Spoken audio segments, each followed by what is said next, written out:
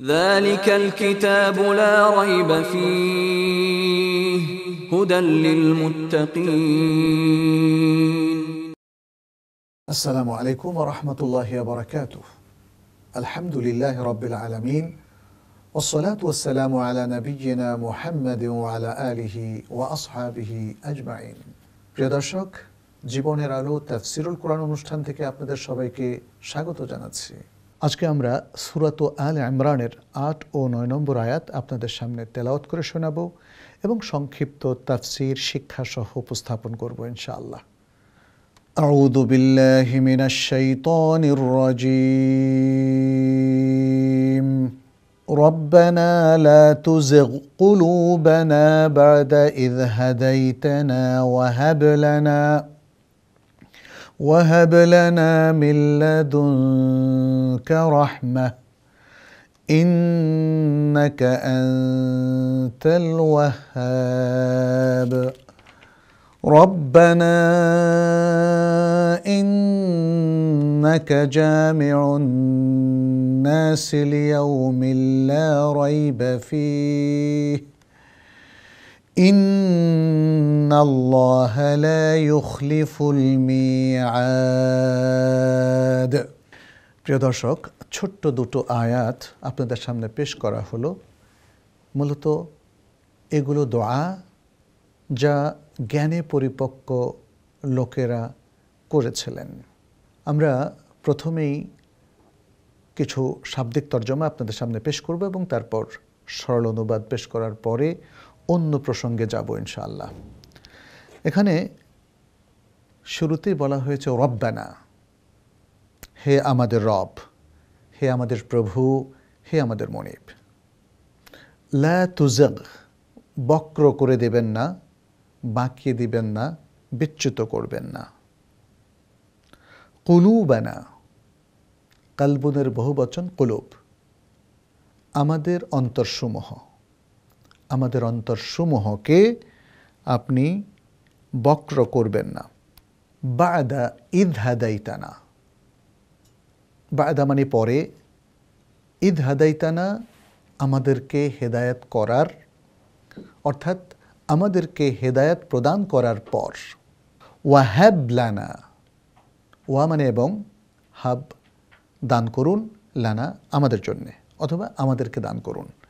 মিন লাদুনকা রাহমা, মিন হতে, লাদুনকা আপনার পক্ষ, মিন লাদুনকা আপনার পক্ষ হতে, রাহমা দয়া, অনুগ্রহ। ইন্নাকা আনতা নিশ্চয়ই আপনি, আল ওয়াহাব মহাদাতা, মহান দানশীল। রব্বানা হে আমাদের রব, ইন্নাকা নিশ্চয়ই আপনি, জামিউন নাস মানুষকে সমাবেতকারী, জামি' মানে সমাবেতকারী, আন্নাস মানুষ। লিয়াউমিন লা রাইবা ফিহি, লিয়াউমিন এমন এক দিনে, লা রাইবা ফিহি যাতে কোনো সন্দেহ নেই।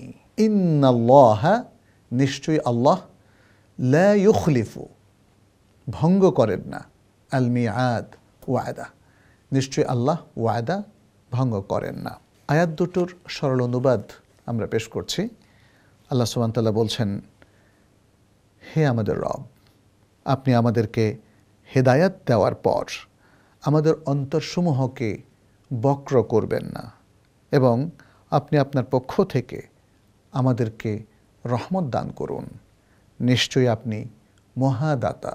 হে আমাদের রব, নিশ্চয়ই আপনি সকল মানুষকে সমবেত করবেন এমন এক দিনে যাতে কোনো সন্দেহ নেই। নিশ্চয়ই আল্লাহ ওয়াদা ভঙ্গ করেন না। প্রিয় দর্শক, এই যে দুটো আয়াত অত্যন্ত মর্মস্পর্শী, চমৎকার দোয়া, যারা জ্ঞান রাখেন, জ্ঞানে পরিপক্ক, তারা এই দোয়াগুলো করে থাকেন। আল্লাহ এটাকে উদ্ধৃত করেছেন যেন আমরা এই দোয়াগুলো করি।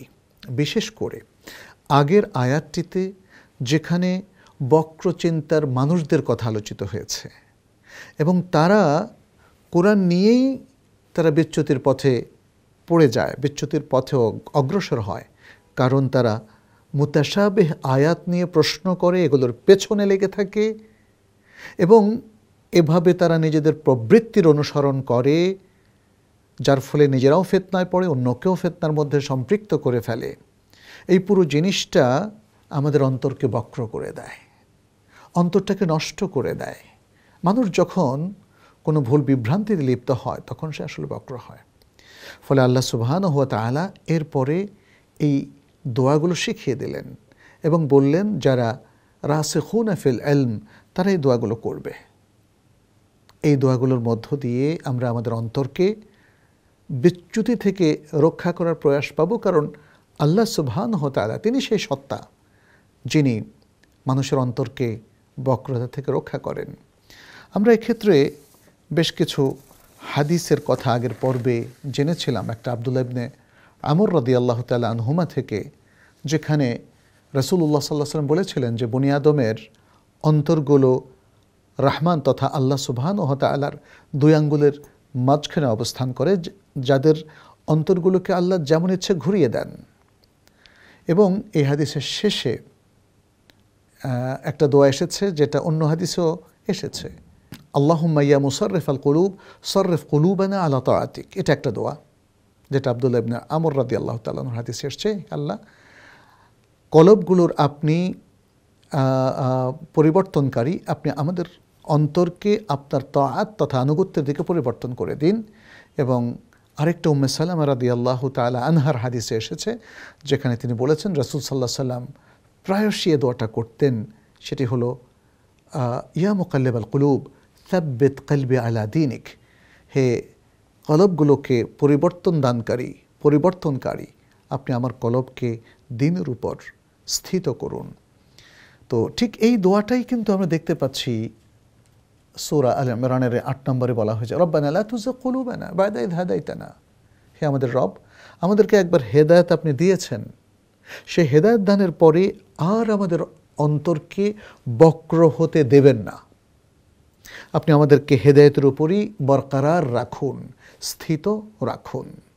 কারণ হেদায়েত অর্জনের পরে মানুষ আবারও ভুল পথে চলে যেতে পারে।